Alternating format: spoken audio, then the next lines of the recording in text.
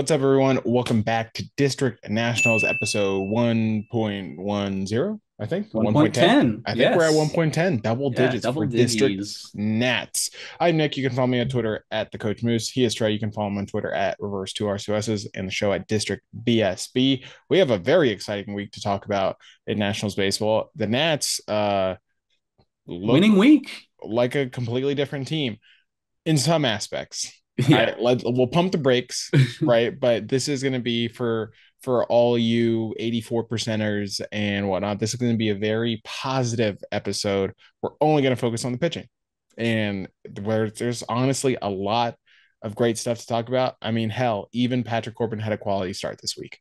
So, pigs flying, whatever. It's the Nationals have developed a pitcher, one and the same. It's insane. We're going to talk about it all. But Trey, first, what's going on?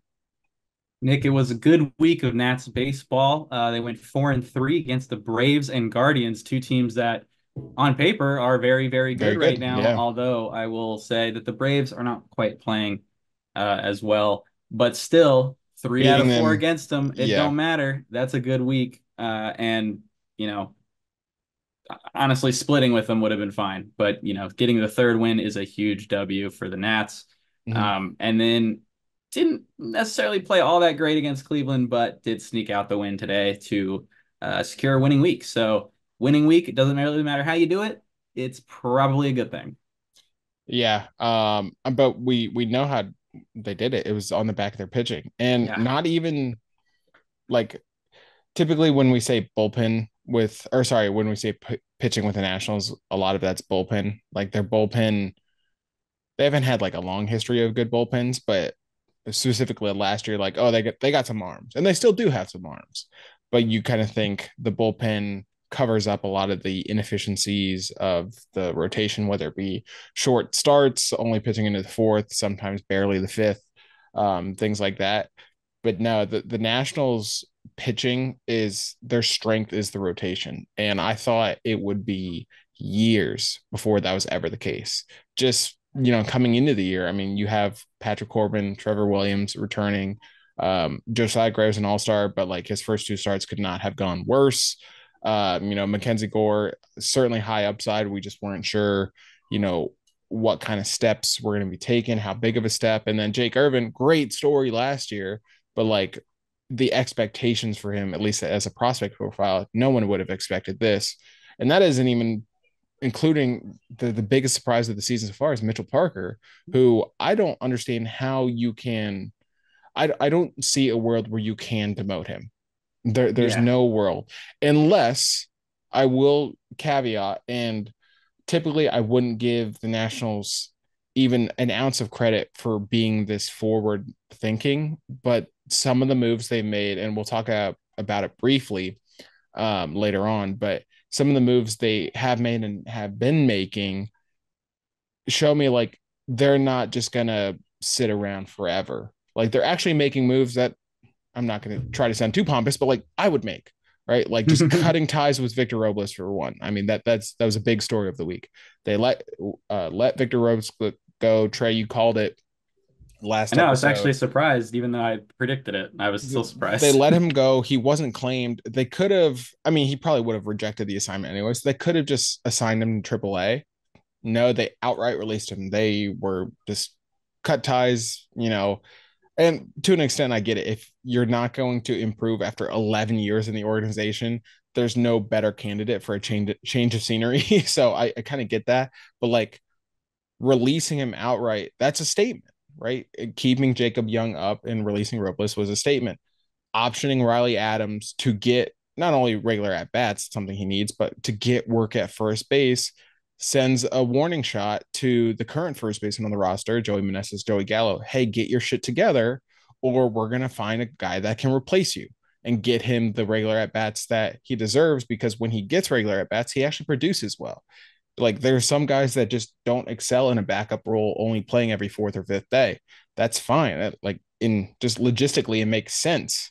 Not logistically, logically, it makes sense. Like if you only play once a week, it's hard to get into a rhythm, right? So they're trying to get Riley Adams' rhythm back and also send a warning shot to the first baseman.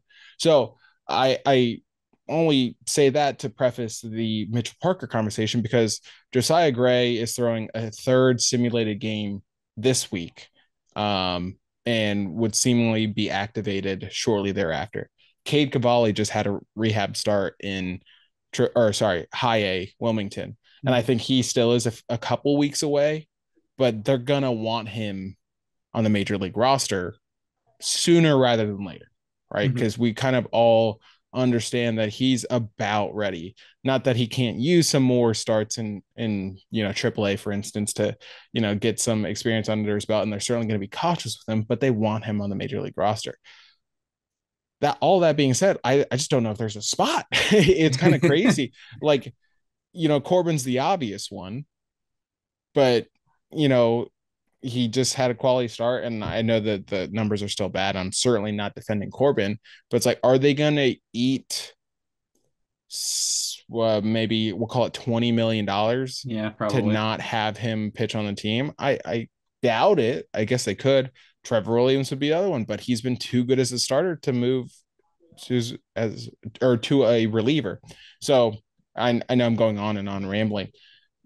The one thing I would potentially give them credit for or be okay with is if they option Mitchell Parker, just say, hey, we're going to just space out your starts in AAA. It's much easier to do that at AAA than it is in the majors.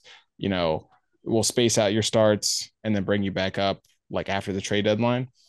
I would I would be okay with that. I still wouldn't love that because he's already showing he can pitch every fifth day at the major league level, and you don't want to ruin that rhythm. Mm-hmm. So it's a good problem to have for sure, but it is a problem nonetheless because for the first time in a long time, the Nationals have more quality pitchers than there are spots in the rotation. So it's almost like exciting to see what they're going to do about it. Yeah. And it also, the trade deadline is a big deal there. It Yep, depends on when moves are made because we know Williams is probably gone I would uh hope so. at the deadline. I mean, at For this for multiple point, reasons, I don't like him, but also he has trade value. Get he's something yeah, for him.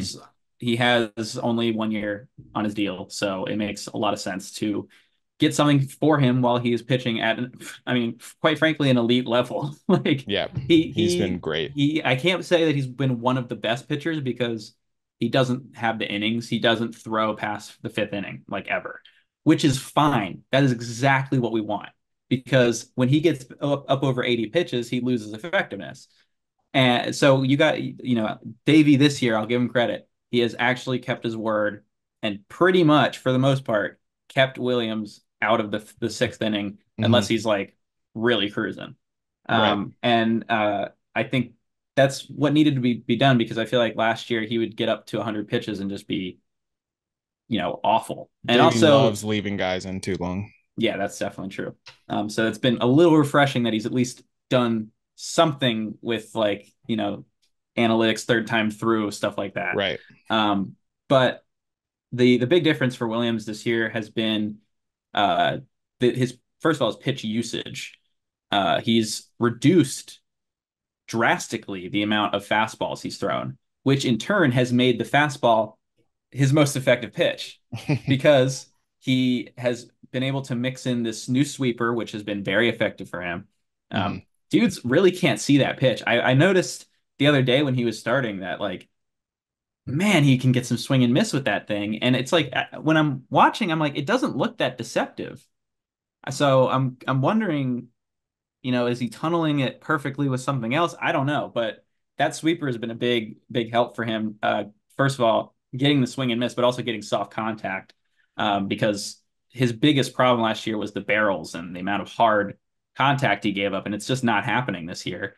And funnily enough, um, that's just this run value chart is crazy because the highest run value of any pitch for the Nationals is Trevor Williams' four seam fastball, and Who would have thought? he's using it less. Right. He's using it He's 35% just this picking his year spots. Yeah. compared to like 50, and that is just crazy. Just that little difference in the arsenal has made it so much more effective, Mm-hmm. which is just wild. And I think it's one of the more effective fastballs in the entire league, if I'm not mistaken. Let me actually pull that up.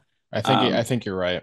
because which is just what that is insane when you think about this guy from last year, one of the worst pitchers in baseball last year, if maybe the besides Corbin, the worst starter. And yeah, so he has his four seam fastball is the 17th most valuable pitch in baseball this year. Crazy, crazy stuff, especially if you watched him pitch last year, where he was basically just threw everything right down the middle. That's been the big difference as well, is he's kept things out of the middle of the plate. His location has been a lot better. Just everything about his game has been better. And you know, we've been pointing out, and everyone's been pointing out that Sean Doolittle joining the staff obviously has a lot to do with this. And I definitely agree, but I'm going to do something crazy, Nick. Are you ready? I know where you're going, and I begrudgingly agree. I'm going to give credit to Jim Hickey, Yep. because here's the deal, right? He's the coach. He's the pitching coach. He doesn't have to listen to anything Sean Doolittle says if he doesn't want to. He could go exactly back to what he was doing, and he Hmm. could do it however he wants. He's the main pitching coach. But he's not doing that. He's been able to compromise. And when you hear the guys talk, they mention Doolittle a lot, but they also mention Hickey. And, you know, when you get multiple minds working together, you know, Doolittle might be very analytical. Maybe some guys can't quite grasp what he's saying, but then Hickey has a different way of saying it that helps them out. You know, it's just like the melding of the minds there seems I to be do working think very well. I do think it's the opposite of what you just said. I think Hickey was probably saying things that weren't resonating, and Doolittle was able to bridge the gap. Yeah. Because Maybe, yeah, because maybe Sean was able to show them the stats behind right, it. because like if we just try to look at it as, you know, objectively as we can, right, all bias aside, really the only thing that has changed from last year, from 2 years ago till this year is Sean Doolittle, Hmm. right? Like I'm sure Hickey is trying new things. I'm not, again, I'm trying to be objective about this. So I'm not saying Hickey's just like my way or the highway with it all. But, you know, this is the first year where we've seen legitimate improvement from not just one guy, but several Across the guys board, basically. across the board. I mean, even Kyle Finnegan has stepped up his game. He was solid last year. He's elite Yeah, this he's year. gotten better. So it's like it's across the board. And so Hickey, sure, deserves some credit, but like I know it's popular to praise Sean Doolittle right now, but like the the evidence is just like it's there, right? Right. Without, you know, Yeah, without and I'm totally assigning with you. credit, but like the evidence is there just in the numbers. It's so much better than we ever could have imagined. Yeah, I'm with you that Doolittle is the main reason. I'm just saying, like, Yeah. you know, he Hickey could basically tell him to F off, Right. you know, and he's not I get doing that. that. He's actually like Mhm. willing to compromise and willing to have some dialogue about these guys. And specifically, I think Hickey has been involved in the pitch arsenal development this year, which was probably not what you wanted to hear last year because he had a No, lot of not at all. he added a lot of pitches to guys and we were kind of like, why are we doing this? But now it's being refined and we're seeing some great results with it. So yeah, the coaching staff on in terms of the pitching has done a good job. That's probably the only part of the staff that has done good this year, I'd say, because there's a Yeah. lot of other parts that I'm not a fan of. But we're not going to get into that today. We're talking about the good, and that good is the pitching. Yeah. And you mentioned the rotation. Obviously, Mitchell Parker, that's going to definitely be a question about what they do with him. Because I agree. I don't think you can, in terms of performance, obviously, you can't pull him out of this rotation. It's kind of just going to become based on, you know, who's healthy, who's not, who's available at the time. When Gray comes back, obviously, he's going to get back in the rotation. And then Cavalli is just dependent on his timeline. Um, if Cavalli isn't ready, you know, this month, you might see Williams actually gone before Cavalli comes up. Because you know, you never know. Maybe Williams regresses hard. So maybe you want to get what you can get for him, like, you know, somewhat soon. So you could see a somewhat early trade for him from another team. But um, So can I want to talk more about the pitching and dive deeper into the secret sauce. I used that term on District Baseball this week. I'm going to use it here too. I want to dive into the secret sauce a little bit. But can I say something wild right now? If we're Okay. being wild, if we're just being blindly optimistic, If we are being unhinged. if we are being unhinged, the Nats are a game out of the wild card spot. Dude, I literally tweeted this the other day. I don't think it's that crazy to think that this team could make the playoffs if The they the tried. the NL is so bad this year, and I'm not saying that as like, oh, that's the only reason the Nats are good. Again, this is our positive vibes episode, but like, again, if they really wanted to, they could go for it, Yeah. and At maybe least they compete for a maybe spot. they end up losing, to the Phillies of the world, the Dodgers of the world, whatever.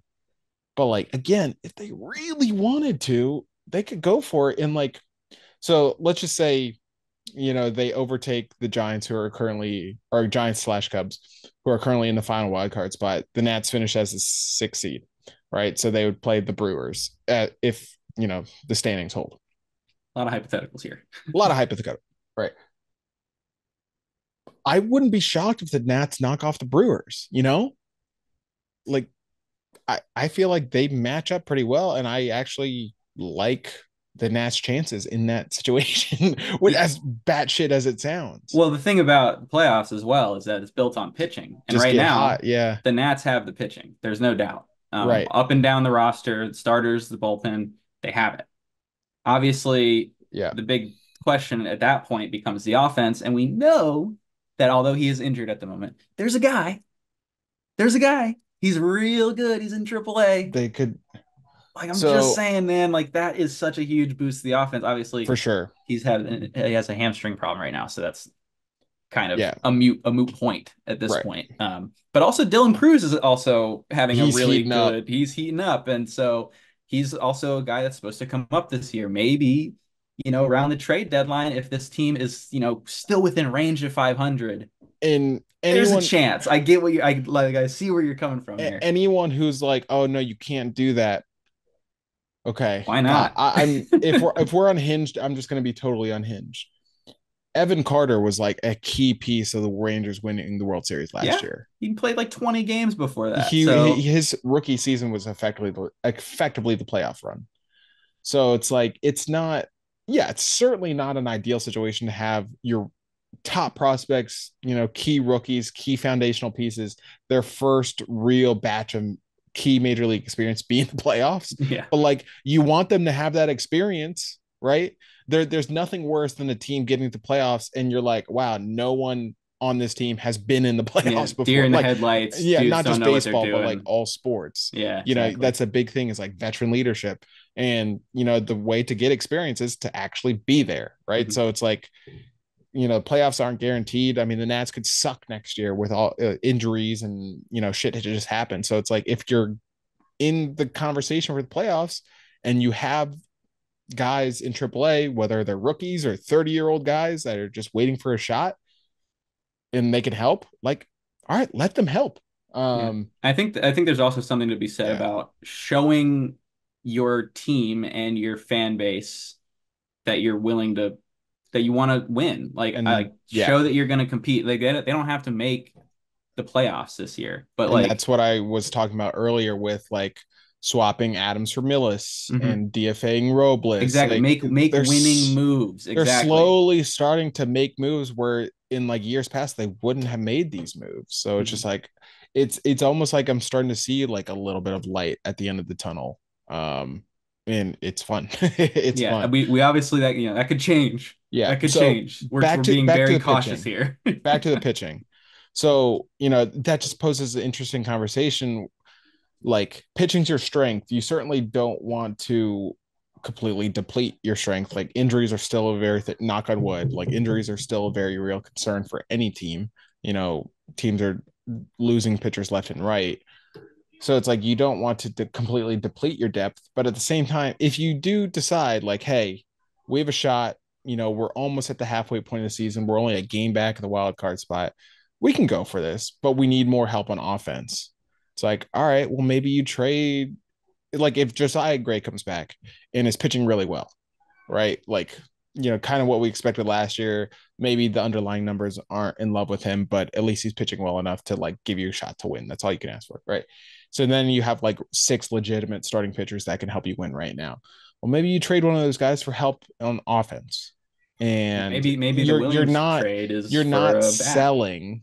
You're not selling, but you're swapping pieces to try to bolster the entire team and not just rely on your pitching to win 1-0 games.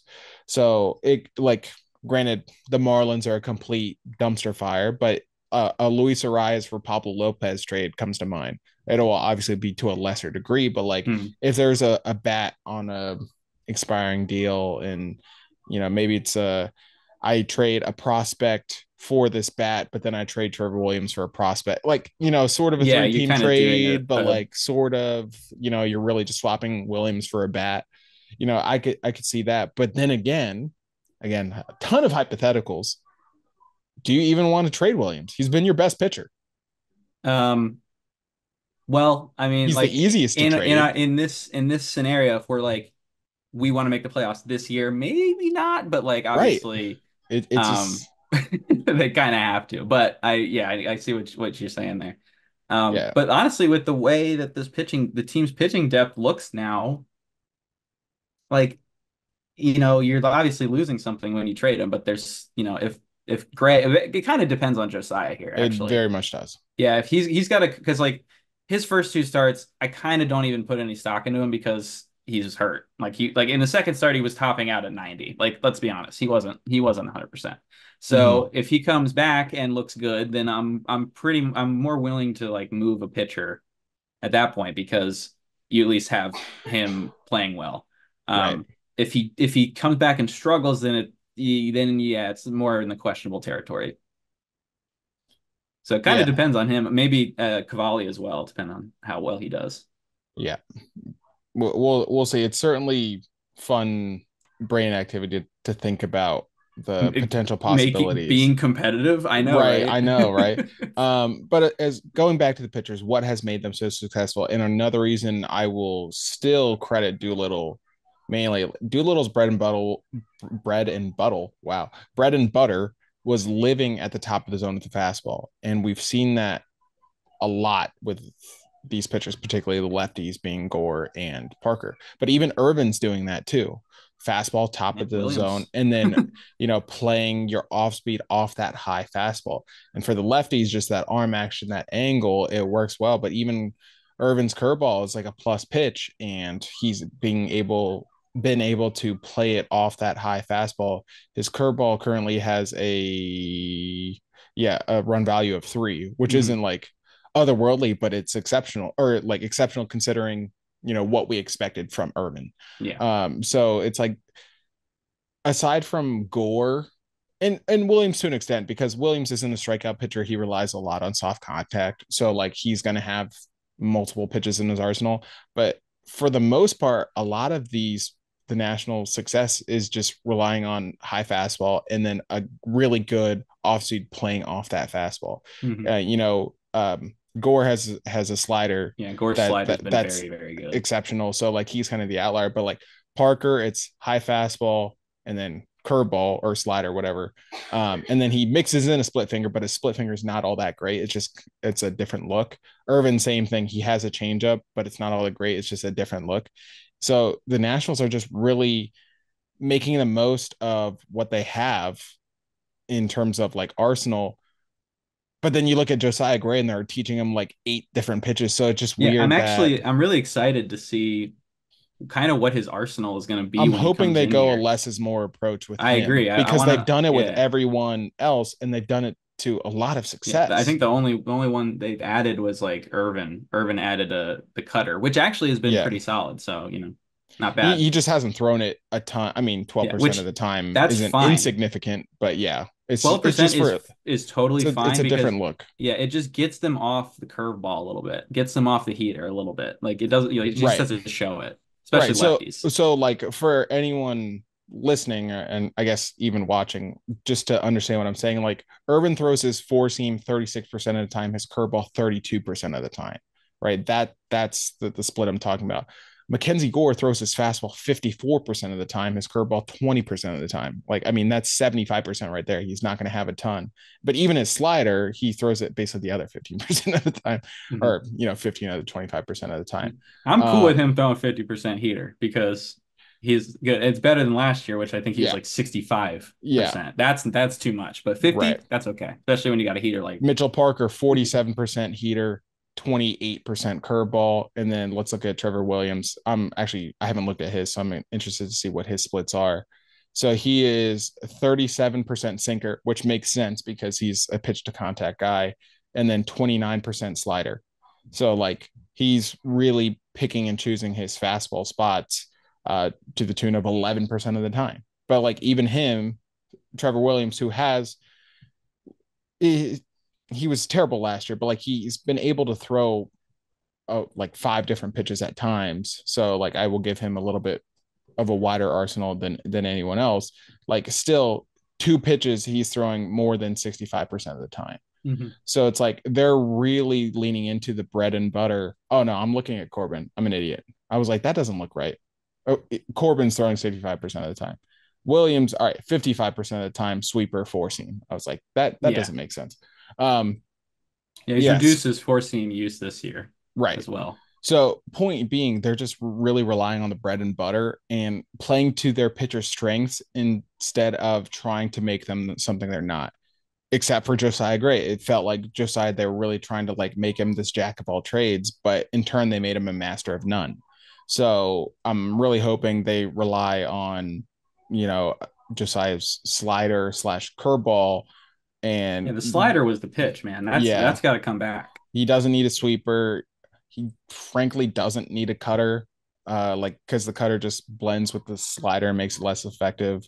Like, Yeah, get rid of if the it sweeper, get whatever, rid of the cutter. however the slider comes back is what I want. Right. If that means you have to ditch the cutter, and I think he has a decent cutter, but if that means you got to get rid of it, then whatever, because the Yeah. slider was the pitch. Yeah. The other thing I've noticed, like when just doing an examination of these, and obviously Baseball Savant only provides so much context, so you gotta look at the whole picture and not just the Baseball Savant page and the reds and the blues. But it is funny to see Mackenzie Gore and Mitchell Parker side by side because Mitchell Parker has basically been a Mackenzie Gore light and is still very, very good. Yeah, I'll take It's that. just funny. And like all four pitchers that we're talking about all have great extension. And that might be an issue, you know, talking about Gray or like going back to Gray, Josiah Gray's extension is like one of the worst in baseball. Mhm. So that might, you know, have a lot to do with why they're trying to treat him differently. If it were me, I would just completely redo his mechanics. And I know that's an off-season thing, but like his mechanics are terrible. So that's a separate conversation. We're gonna stay positive. And for the record, I still am a huge fan of Josiah Gray. I hope he comes back and lights the world on fire. But it is really interesting to see how in a lot of facets, but with the pitchers in particular, the Nationals are finally leaning into what has made them successful and not trying to take guys to fit their mold. They're actually being a little bit more receptive to the uniqueness and just each pitcher's abilities than they were in the past. Yeah, and I think that the extension thing is interesting because I'm not sure about Jake Irvin, but um, Parker and Gore obviously are two big extension guys. Irvin's You know, 87 percentile. that makes sense to me based Mm-hmm. on how his fastball plays because he doesn't throw his fastball that hard but on Mm-hmm. average, but it plays harder than it is, I mean, especially when he locates even it up in the Corbin's zone. 80th percentile. Yeah, So it's and so like, yeah, so Gray's the outlier there, and you don't have to have extension to be a good pitcher, but when no. you're with his arsenal, he's not a sinker baller. He's not a guy throwing a changeup a lot. That's where you might want a guy with less extension because you're getting that more movement. Mm-hmm. You don't really want that with Gray because he already struggles to command his pitches in general. So the longer they have to move, the more likely they are to be out of the zone. So yeah, I'm with you that it's more of a mechanical thing. I don't know if they're going to change that or if they're going to try and work with what he's got, but if that's the case, at least contain the arsenal down to four, possibly five pitches, but four is probably what I want. Yeah. Not Yeah. seven, They won't please. do anything this year. It's an off-season thing, and there's just too much to completely redo. But I would hope there's honestly significant adjustments being made when he comes back. So we can only hope. The other thing I noticed is Nats pitchers actually don't get a lot of chase. They have some whiff, but they don't get a lot of chase except for Mitchell Parker. Mitchell Parker is the outlier in kind of that aspect where he's getting a lot of guys to chase. And it could just be honestly just data and sample size. Like, Mitchell Parker has 9 career starts, so teams are still trying to figure him out. But right now, he's getting a lot of chase on his pitches. And that's where, even though it's not great overall, that's where like split finger comes into play because that's a chase pitch. His curveball is a Mm-hmm. chase pitch.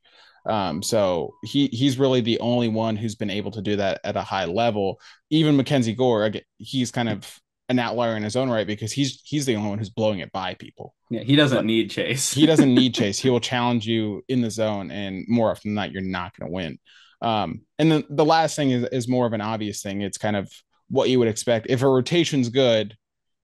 If I tell you, this team has a really good rotation, and you ask why, and I ask you to guess why, your answer probably going to be like, oh well, they pitch deep in the games and they don't walk guys, and that's really what we're seeing. The Nats pitchers have not been walking guys, and that's been a huge issue in the Yeah, past. Gore's. Oh my God, whatever they got him. Last year I had real concerns about Gore Mm-hmm. ever being able to find command because Yeah, even when he would throw strikes, they weren't in the right spots. no, Now he's not only not walking batters, he's throwing the ball where he wants to throw the ball, where he needs to throw the ball to be effective. yeah, His command in just one off season has really, really improved, and that's a big deal because yeah, he had some concerns there because he's just like he was a little too erratic. They simplified his delivery a lot. I've noticed, especially since he came up to the league, he had that very weird like the longer leg kick where he would like kind of hold it out and then yeah. arms would go out. Now it's very simplified. It's there's really not much movement at all in his delivery pre-pitch. So Mitchell that Parker too. I mean, he had a 12% walk percentage last year in the minors, and he's walking less than 6% of batters faced. Yeah, It's nuts. 2.16 per nine. That's Mitchell Parker's just crazy because no one was ready for this. No, Everyone thought that he had walk issues. Everyone thought that he had homer issues, and it just hasn't happened yet. no, Like he definitely hasn't had the walk issue.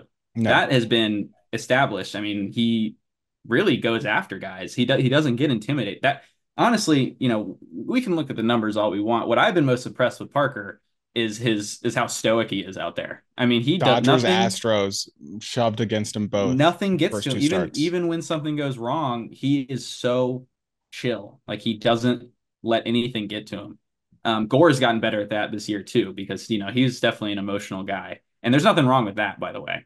Mm-hmm. But you have to know when it's valuable to use your emotion and when it's not. And I feel like Gore has gotten better. Gore last year, I remember had a screaming match with Victor Robles at one point, which I in do turn it remember. was actually kind of justified, if I'm being honest, but you don't want that to happen. This year there was an opposite scenario where he actually backed him. Obviously now Victor Robles is gone, but you get the point. He's being a good teammate, being a leader. His mental has gotten a lot better, and in turn his pitching has gotten better. So just a lot of really good developments here for some of these young guys, some of these guys that are going to be here for a while. That's a big deal. That's a really big deal because the last couple seasons, it didn't look like the Nats could develop any pitching, and all of a sudden, it seems like they might have developed three pitchers at once. So good on this pitching staff, and the coaches around them have done a good job. In terms of the pitchers, because I have other issues with the coaching staff, but Yeah, really good stuff. And yeah, I mean, we've been talking a lot about the rotation. Doesn't even, I mean, we mentioned the bullpen, but the bullpen's been really, really strong. They had ups and minus downs. two guys, but yes. Yeah. But for the most part, you don't have it like it was last year where there's like two good guys as the A bullpen. It's more Mm-hmm. like four or five that you could probably put in there and say, I'm kind of comfortable with this right now. And now it's Um, just the utilization. Davey needs to learn how to properly utilize guys because he yeah. finds himself in too many spots where it's like, oh, if I go to this guy, or this guy, they're each pitching 3 days in a row. Mhm. So he needs to mix and match a little bit better and Yeah, trust that's that. still a struggle, but Yeah, yeah, their actual performance has gotten yeah. significantly better. And Performance then wise, it's better. Yeah. I mean, Hunter Harvey is one of the more dominant relievers in the game right Mhm. now. Dylan Floro has been excellent in terms of run prevention. Yeah, really Uh, and excellent signing. I'm tired of people talking bad about my boy Derek Law on Twitter. Okay, every time he comes in with a runner on base and he gives it up, I get so mad because we know the stats. We know Yeah, you bring him in clean and he's great. And like people on Twitter don't get it. And then I'm like, what more do you want? He's got a 2.76 ERA in 32 innings. He's like top 5 in appearances. he wasn't supposed In to make the team. I know this is a 33-year-old journeyman. What more do you Yeah, want from this guy? He's doing great. yeah. I mean, this It's was a funny. dude I Of expected him to have a 4.5, of not all the a not a hills to die 2.7. on, Trey's dying on the Derek Law I hill. mean, because I'm like, I just I don't get why he's getting like, It's not so much him. It's the Davy thing. I know, Why but like bring he in? gets the attribute, No, he I gets know, attributed. I Yeah, know. I'll get, yeah, you know what I mean. I You think it's know. just displacement. Yeah, But like he's been pretty good, guys. Let's be he honest. has. He has. So I'm not sure if Tanner Rainey still exists, but Yeah, is he still taking up a he roster hasn't spot? pitched in like 14 days. Um, so it was basically a Phantom IL stint. So glad we kept him on the roster. Um, and Yeah, I don't then even think they know what to do. yeah, Jordan Weems has been bad. Sorry, Yeah, buddy. I know. The He's been Weem bad. dog. But the rest of the bullpen's good enough that hopefully Weems has time to figure it out. Yeah, and I will say he's that. been walking too many people, man. Yeah, yeah. So but all in all, the Nats pitching is looking great. Hickey definitely deserves some credit. He's at least earned a stay of execution, is that the term? Yeah, Where I think you're correct. Yeah. um not For so much for now. Darnell Coles. Not so much for Darnell Coles. No, yeah. He can be shipped off into The the sun. offense is the complete opposite of this. Yeah. Yeah. Next week on the entire offense episode, we're just going to Yeah, we're gonna destroy be the entire completely negative. offense. But yeah, it'll be interesting. Like the deadline looms large every single year, regardless. It looms very large this year because Yeah, the I agree. worst thing the Nats can do is nothing. Hmm.